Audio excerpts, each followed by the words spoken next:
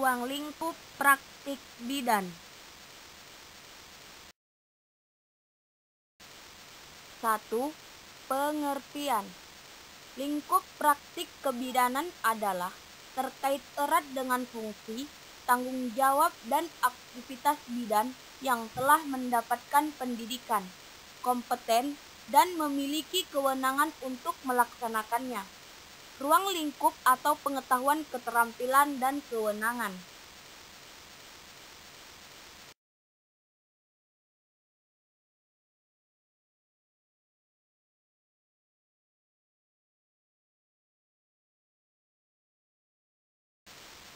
Dua, kerangka kerja dalam pelayanan meliputi: pertama, Permenkes nomor 1464-SK-2-2010. Kedua, standar praktik bidan. Ketiga, kode etik bidan. Dan keempat, Kepmenkes nomor 369-Menkes-SK-3-2007. 3. Lingkup praktik kebidanan meliputi pemberian asuhan pada bidan dalam melaksanakan peran, fungsi, dan tugasnya didasarkan pada kemampuan dan kewenangan yang diberikan. Kewenangan tersebut diatur melalui Peraturan Menteri Kesehatan atau Permenkes. Permenkes yang menyangkut wewenang bidan selalu mengalami perubahan sesuai kebutuhan dan perkembangan masyarakat, serta kebijakan pemerintah dalam meningkatkan derajat kesehatan masyarakat. A. Permenkes nomor 5380-9/1963. Di sini, wewenang bidan terbatas pada pertolongan persalinan normal secara mandiri, didampingi tugas lain. B. Permenkes nomor 363-9/1980 yang kemudian diubah menjadi Permenkes nomor 623-1989. Wewenang bidan dibagi menjadi dua, yaitu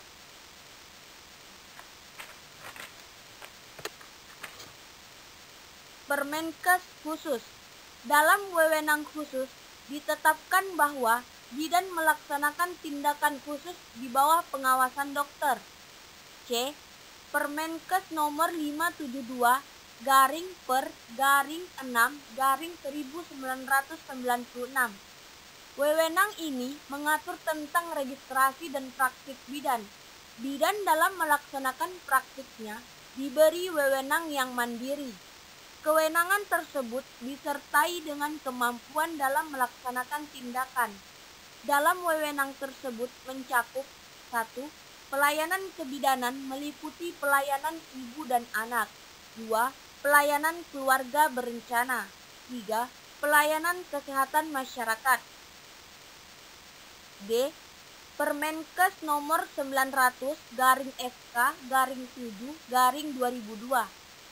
Wewenang ini mengatur tentang registrasi dan praktik bidan. Bidan dalam melaksanakan praktiknya diberi kewenangan yang mandiri. E.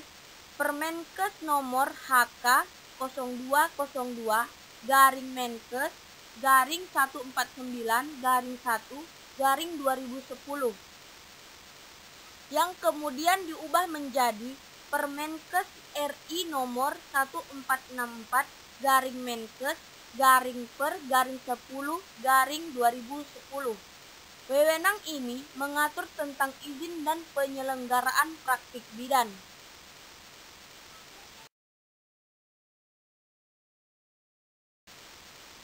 Dalam menjalankan tugasnya, bidan melakukan kolaborasi, konsultasi, dan merujuk sesuai dengan kondisi pasien. Kewenangan dan kemampuannya: dalam keadaan darurat, bidan juga diberi wewenang pelayanan kebidanan, yaitu yang ditunjukkan untuk menyelamatkan jiwa.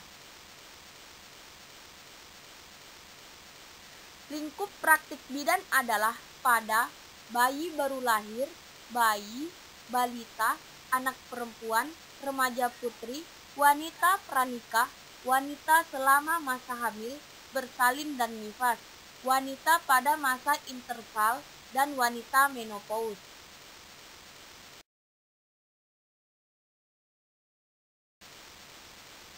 Lingkup praktik kebidanan. Bidan dalam menjalankan praktiknya berwenang untuk memberikan pelayanan yang meliputi pelayanan kesehatan ibu, pelayanan kesehatan anak, pelayanan kesehatan reproduksi perempuan dan keluarga berencana. Pelayanan kebidanan pada ibu diberikan pada masa prakonsepsi, kehamilan, persalinan, masa nifas, masa menyusui dan masa antara dua kehamilan meliputi pertama, pelayanan konseling pada masa prahamil, kedua, pelayanan antenatal pada kehamilan normal, ketiga, pelayanan persalinan normal, keempat, pelayanan ibu nifas, kelima, pelayanan ibu menyusui, dan yang keenam, pelayanan konseling pada masa antara dua kehamilan. Bidan dalam memberikan pelayanan kesehatan ibu berwenang 1. Episiotomi 2. Penjahitan luka jalan lahir derajat 1 dan 2 3. Penanganan kegawat daruratan dilakukan untuk perujukan 4. Pemberian tablet FE pada ibu hamil 5. Pemberian vitamin A dosis tinggi pada ibu nifas 6. Fasilitas atau bimbingan IMD dan promosi ASI eksklusif 7. Pemberian uterotonika pada manajemen aktif skala 3 postpartum 8. Penyuluhan dan konseling.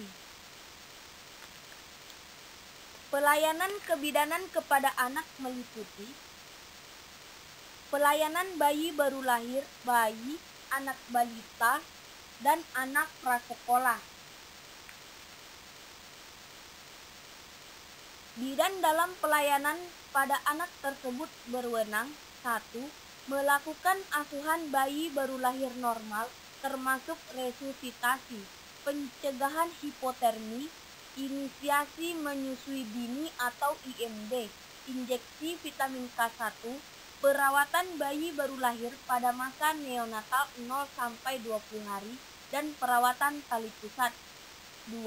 Penanganan hipotermi pada bayi baru lahir dan segera merujuk. 3. Penanganan kegawat daruratan dilanjutkan dengan perujukan. 4. Pemberian imunisasi rutin sesuai program pemerintah. 5. Pemantauan tumbuh kembang bayi, anak balita, dan anak prasekolah. 6. Pemberian konseling dan penyuluhan. 7. Pemberian surat keterangan kelahiran, dan terakhir pemberian surat keterangan kematian.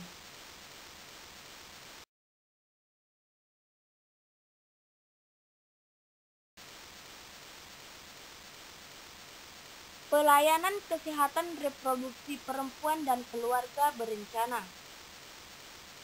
Bidan dalam memberikan pelayanan kesehatan reproduksi perempuan dan keluarga berencana berwenang untuk memberikan penyuluhan dan konseling kesehatan reproduksi perempuan dan keluarga berencana dan memberikan alat kontrasepsi oral dan kondom.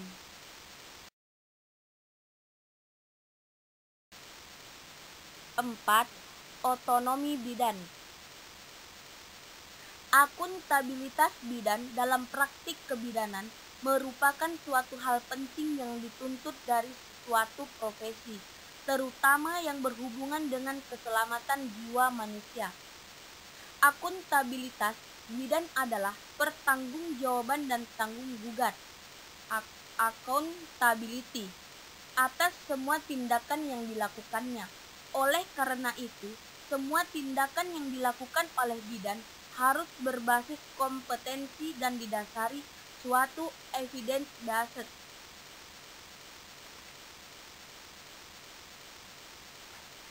Dengan adanya legitimasi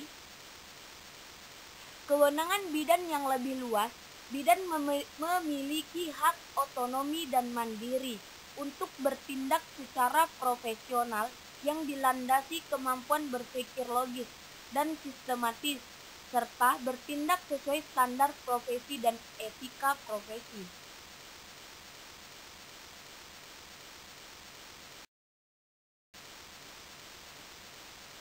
Praktik kebidanan merupakan inti dari berbagai kegiatan bidan dalam penyelenggaraan upaya kesehatan yang harus terus-menerus ditingkatkan mutunya melalui 1. Pendidikan dan pelatihan berkelanjutan. 2. Penelitian dalam bidang kebidanan. 3. Pengembangan ilmu dan teknologi dalam kebidanan. 4. Akreditasi. 5. Sertifikasi. 6. Registrasi. 7. Uji kompetensi. Dan yang terakhir lisensi.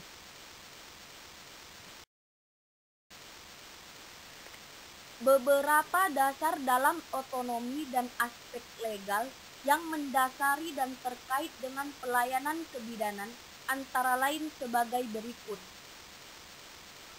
UU Kesehatan Nomor 36 Tahun 2009 tentang Kesehatan. 1. Permenkes Republik Indonesia Nomor 1464-Per-10-2010 tentang izin dan penyelenggaraan praktik bidan. 2. Kepmenkes RI Nomor 369-Menkes-SK-3-2007. 3. Standar Pelayanan Kebidanan tahun 2001. 4.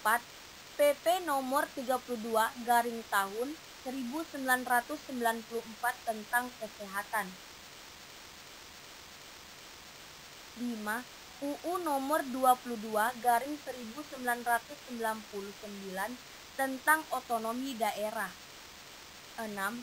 UU Nomor 13 Tahun 2003 tentang Ketenagakerjaan. 7. UU tentang aborsi, adopsi, bayi tabung, dan transplantasi KUHP dan KUHAP 1981. 9. UU yang terkait dengan hak reproduksi dan keluarga berencana. 1. UU Nomor 10 Tahun 1992 tentang pengembangan kependudukan dan pengembangan keluarga sejahtera. 2. UU Nomor 23/2003 tentang penghapusan kekerasan terhadap perempuan di dalam rumah tangga.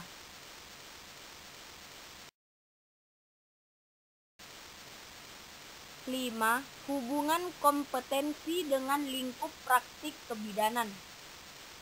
Pengetahuan, keterampilan, dan sikap kompetensi tanpa adanya kewenangan lingkup praktek, maka dikatakan sebagai bentuk pelayanan yang tidak sesuai dengan standar, karena pelayanan yang diberikan tidak mengacu pada kerangka kerja berdasarkan Kepmenkes 900, standar praktik dan kode etik.